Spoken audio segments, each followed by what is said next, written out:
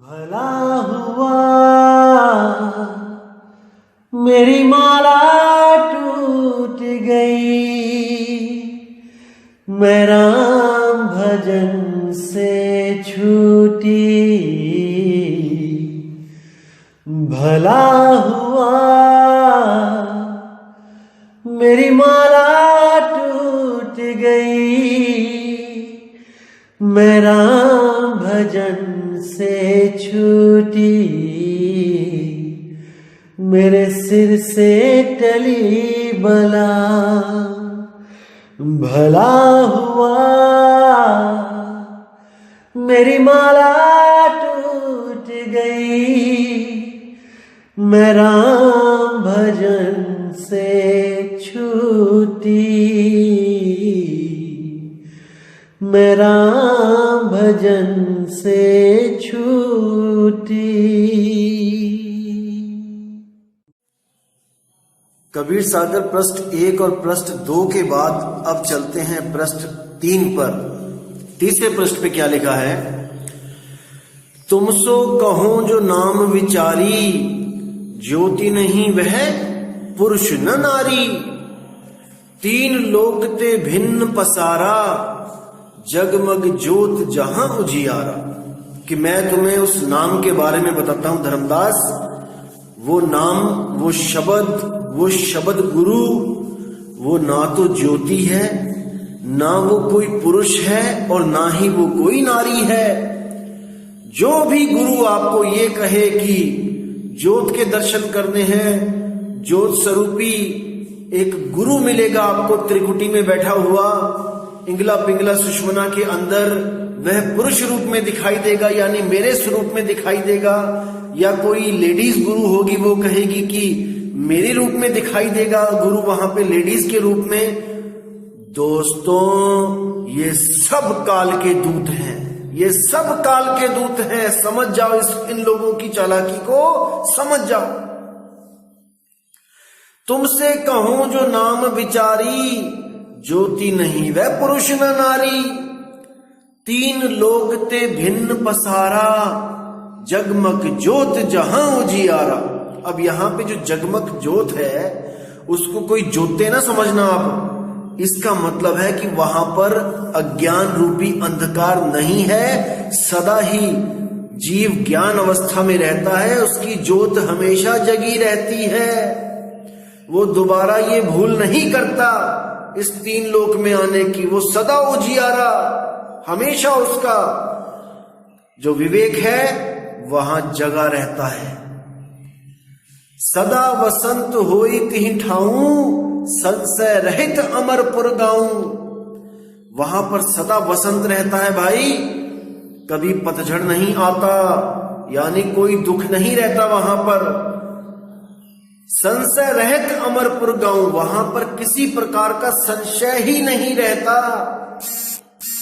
बिना संशय के जीव उस मुक्त अवस्था में रहता है।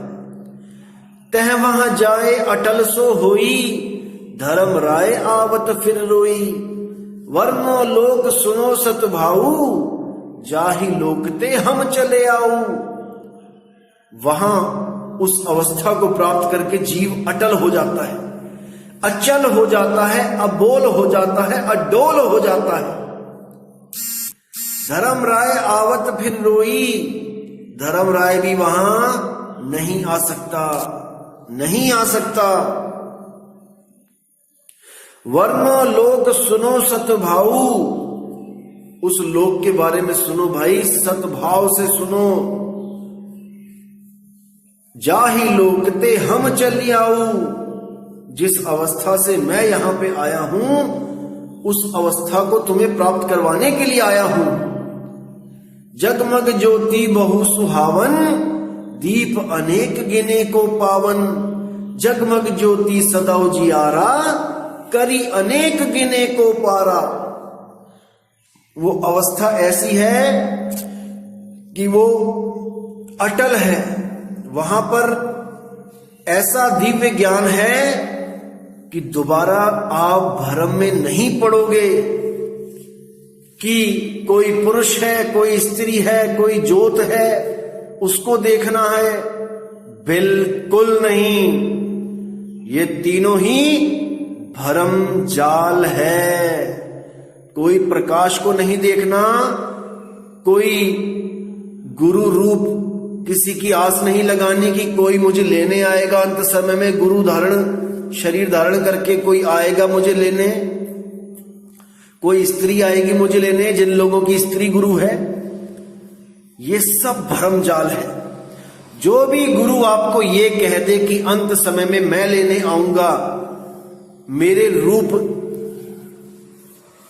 रूप पहचान लो, परमात्मा मेरा रूप धारण करके आएगा, दोस्तों वो सब आपको काल के मुंह में लेके जा रहे हैं। आप खुद सोचो, आपका शरीर एक घर है, जैसे बाहर सीमेंट का घर होता है, बिल्डिंग होती है, बिल्डिंग मान के चलो, आपका शरीर एक बिल्डिंग है और आपका जीव एक उसमें जो रहता है इंसान, वो है। अब शरीर है बिल्डिंग और आपका जीव है इंसान की तरह।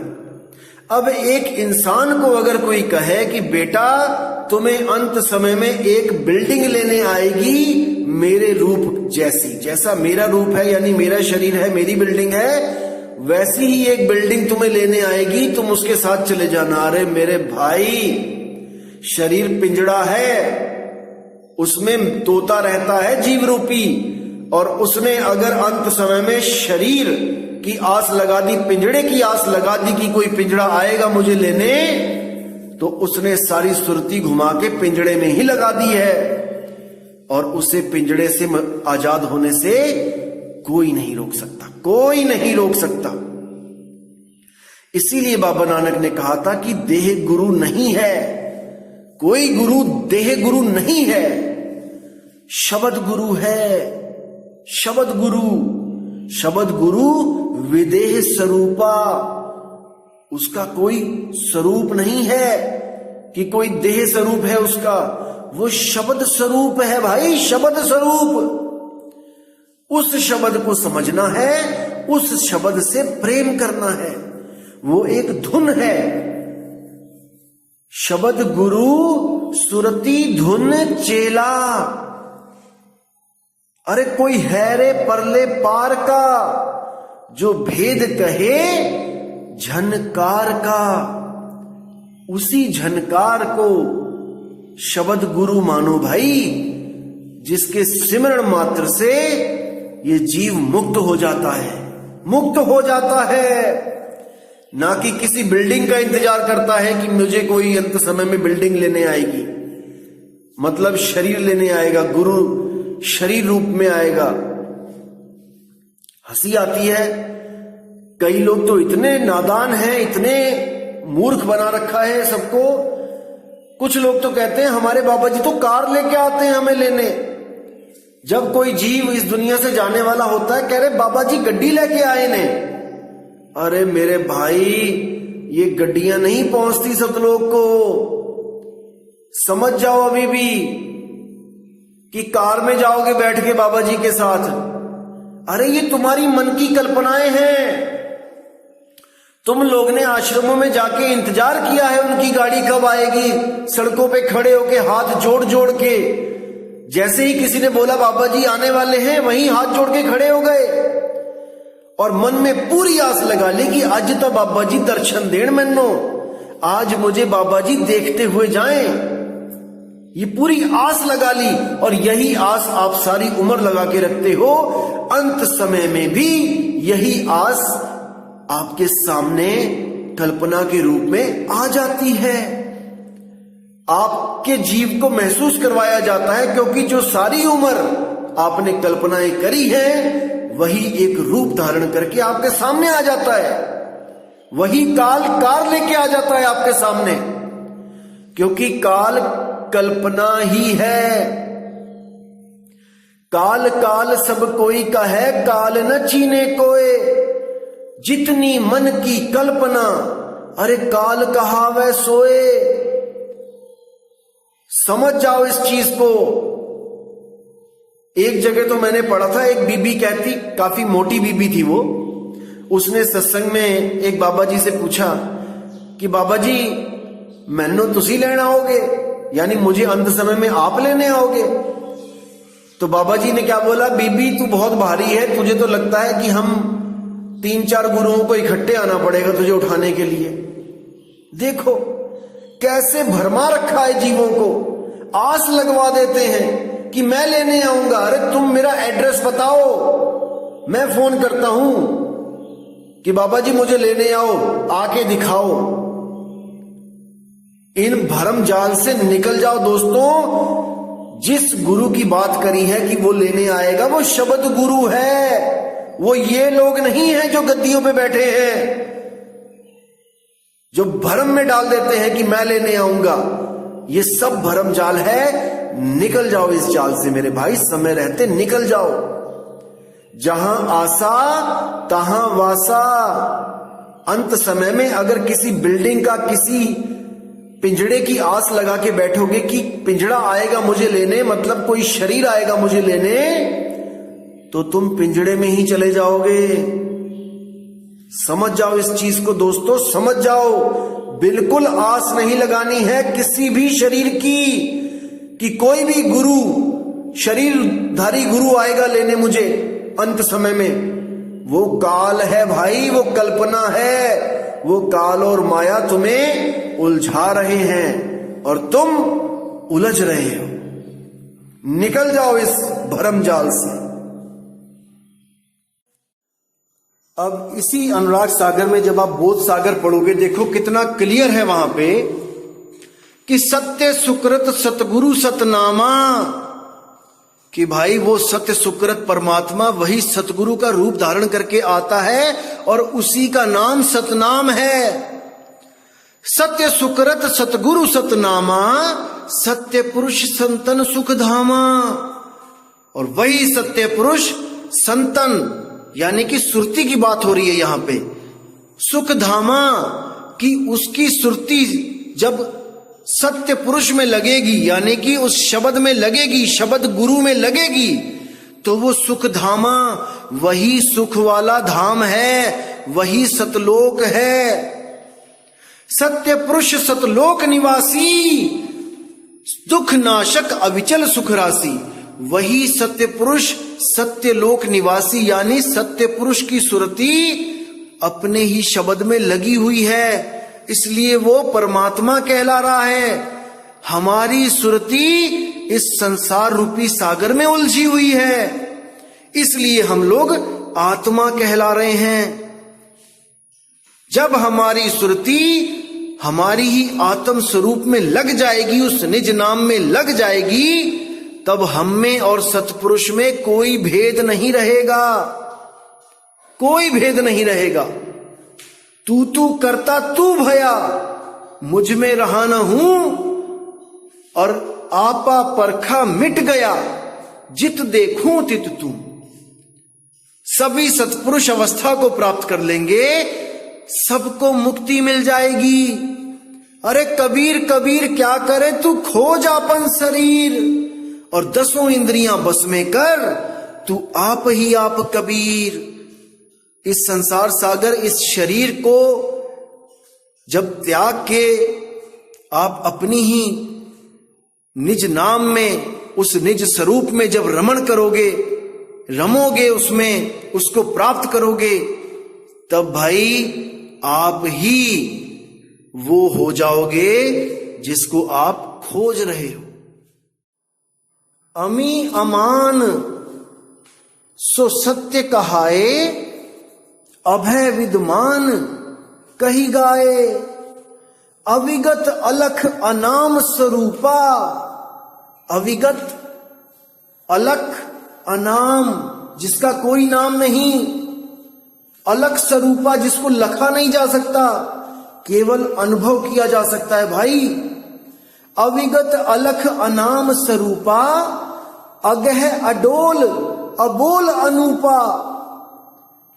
वो अडोल है, वो अबोल है, जिसको बोला नहीं जा सकता है, जो डुलता नहीं है, डोला डोला नहीं फिरता कहीं पे भी, वो एक जगह स्थिर है, अडोल है, अनूप है। अजर अजावन सो निस्वादी, निकामी निर्मोह अनादि। वहां पर काम भी नहीं होगा। कई लोगों की मैंने पुस्तकें पढ़ी और बड़ा अजीब लगा मुझे पढ़कर कि सतलोक में भी आप मैथुन सृष्टि कर सकते हैं, बच्चे पैदा कर सकते हैं, वहां पे घर होंगे, आप अपने परिवार के साथ रहोगे। मुझे एक बात बता दो भाई, किसी आदमी ने अपनी बीवी के साथ नाम लिया आपके गुरुजी से, ठीक है ले लिया, आपकी बीवी खत्म हो गई, उसको सतलोक भेज दिया कबीर साहब ने। अब आपने वहां पे दूसरी शादी कर ली, वो भी खत्म हो गई, उसको भी नाम दिलवाया था, वो भी सतलोक चली गई। आपने तीसरी शादी कर ली, तो भैया वहां जाके तुम क्या करोगे? कौन सी वाली के साथ रहोगे? या उसको किसी और के साथ शिफ्ट कर दिया जाएगा? अरे मूर्खता से बाहर निकलो मेरे भाइयों। लोग आपको मूर्ख बना रहे हैं और आप मूर्ख बनते ही चले जा रहे हैं। अरे विवेक नाम की कोई चीज होती है, जागृत कर लो उसको, जागृत कर लो। सतलोक में आदमी और औरत नहीं होता है, ये सब देह इसी 3 लोक में हैं। आत्मा ना तो पुरुष है ना स्त्री, वो शब्द स्वरूपी है भाई, समझ जाओ इस बात को। निक्रोधी निर्वैर निशंका, गुणातीत निर्द्वंद निकलंका। देखो गुणातीत यानी वहां पर उन 16 गुणों से भी परे उस अवस्था को प्राप्त करना है, गुणातीत हो जाना है। इसको समझ जाओ मेरे भाइयों, समझ जाओ। अभी नहीं समझोगे तो कभी नहीं समझोगे। तो उम्मीद करता हूं दोस्तों आज के सत्संग से आपको एक नई दिशा मिली होगी और आपके जितने पर्दे हैं भ्रम के, सतनाम और सारनाम के, जो आपने भेद समझ लिया है उसमें कि वो दोनों अलग अलग हैं, बिल्कुल नहीं, बिल्कुल नहीं। सत्य नाम है सार, बूझो संत विवेक करी, उतरो भव जल पार, सतगुरु का उपदेश यही, साहिब बंदगी सतनाम। तो इसी के साथ दोस्तों मुझे विदा करें और उम्मीद करता हूं कि आप सब मेरे भाइयों का विवेक बढ़ता ही जा रहा है। और मैं आपको बताना चाहूंगा कि जो लोग मेरे खिलाफ भी ऑडियोज बनाते हैं, वीडियो बनाते हैं, आप उनको जरूर सुने, जरूर सुने। कहीं भी आपको लगता है कि मेरे खिलाफ कोई बात कर रहा है, उसको जरूर सुने। इससे क्या होगा दोस्तों, इससे आपकी विवेक शक्ति और बढ़ेगी।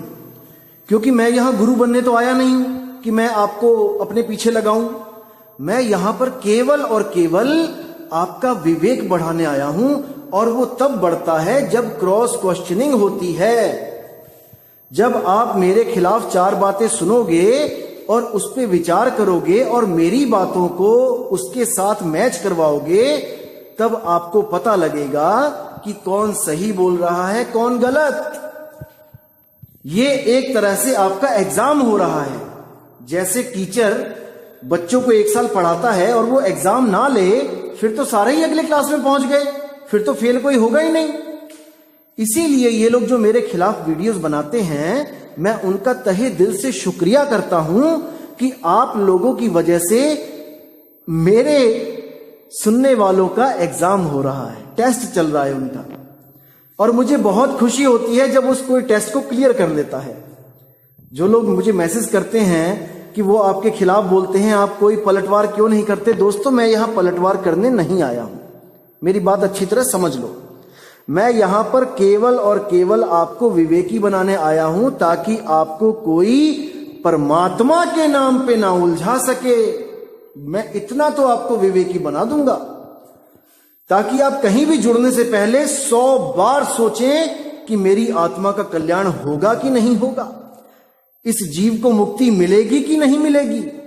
मेरे सत्संग बनाने का केवल यही मकसद है, ना कि मैं किसी के गुरु को छोटा कर रहा हूं और ना अपने गुरु को बड़ा कर रहा हूं। मेरे गुरु ने तो वैसे ही मना कर दिया है कि भाई अब नामदान हम नहीं देंगे, आप बाकी आश्रमों का एड्रेस दे दो, जिसको प्यास लगी होगी अपने आप पहुंच जाएगा।